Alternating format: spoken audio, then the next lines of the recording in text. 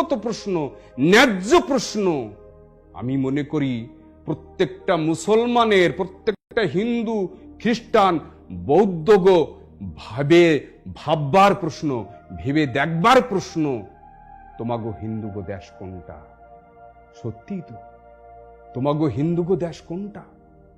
গিরেন, আজ পর্যন্ত আমাকে এই কথা কেউ বলার সাহস পাইনি, তুমি আমাকে বলেছ তোমাগো হিন্দুগো দেশ কোনটা? পৃথিবীর সব ধর্মের মানুষের একটা নিজস্ব দেশ আছে। খ্রিস্টানগণ অনেকগুলো দেশ আছে, মুসলমানগণ অনেকগুলো দেশ আছে, বৌদ্ধগণ অনেকগুলো দেশ আছে, এবং কয়েক লাখ ইহুদিগণ জন্য একটা নির্দিষ্ট দেশ আছে। শুধুমাত্র পৃথিবীতে হিন্দুগা কোনো দেশ নাই, শুধুমাত্র পৃথিবীতে হিন্দুগা কোনো দেশ নাই। অমূল্য, ওই অমূল্য, এর জন্য কি মুসলমানরা দায়ী? এই অমূল্য, পৃথিবীতে হিন্দুগা কোনো দেশ নাই, তার জন্য কি মুসলমানরা দায়ী? এই গিরেন, তোমাগো হিন্দুগো কোনো দেশ নাই, তার জন্য কি মুসলমানরা দায়ী? আমি তর্কের খাতিরে ধরেই নিলাম অমূল্য যে মুসলমানরা দেশভাগ চেয়েছিল, যাতে তারা শিক্ষায়, দীক্ষায়, জ্ঞানে, বিদ্যায়, বুদ্ধিতে তারা হিন্দুগো সমান হতে পারে, তাই তারা একটা দেশ চেয়েছিল। আচ্ছা গিরেন, মুসলমানরা কি এই দাবি কখনো কোনোদিন করেছিল যে পৃথিবীতে হিন্দুগা কোনো দেশ থাকবে না? মুসলমানরা কি এই দাবি কখনো কোনোদিন করেছিল? এই গিরেন, মুসলমানরা কি এই দাবি কখনো কোনোদিন করেছিল পৃথিবীতে হিন্দুগা কোনো দেশ থাকবে না? এই অমূল্য, মুসলমানরা কি এই দাবি কখনো কোনোদিন করেছিল পৃথিবীতে হিন্দুগা কোনো দেশ থাকবে না? এই কৌসার, মুসলমানরা কি এই দাবি কখনো কোনোদিন করেছিল পৃথিবীতে হিন্দুগা কোনো দেশ থাকবে না? তাহলে পৃথিবীতে তোমাগো হিন্দুগো কোনো দেশ নাই কেন? তাহলে পৃথিবীতে তোমাগো হিন্দুগো কোনো দেশ নাই কেন?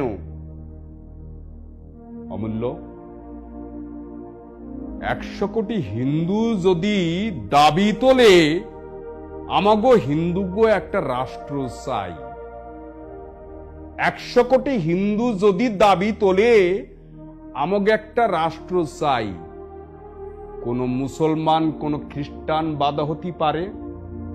এই অমূল্য, তোমরা 100 কোটি হিন্দু যদি দাবি তোলো তোমাকে হিন্দুকে একটা দেশ চাই, কোন খ্রিস্টান, কোন মুসলমান বাধা দিতে পারে? 100 কোটি হিন্দু যদি দাবি তোলে তাকে একটা দেশ চাই, কোন খ্রিস্টান, কোন মুসলমান বাধা দিতে পারে?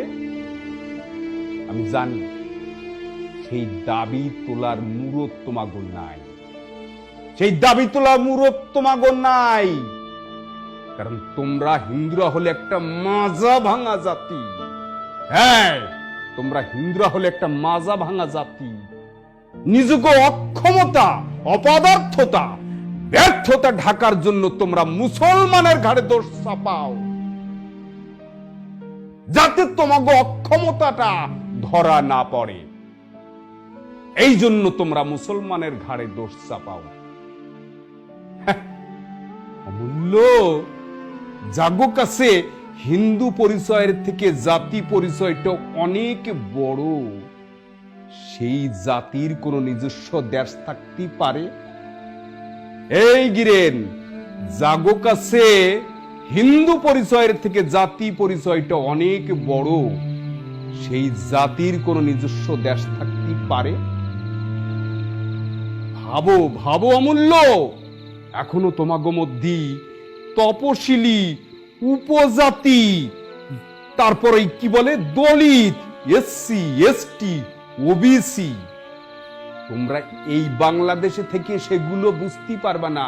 তুমি যখনই ভারতে চলে যাবা, পালাবা, তখনই তুমি আর হিন্দু থাকবা না, তুমি তখন একটা জাতি হয়ে যাবা, জাতি হয়ে যাবা।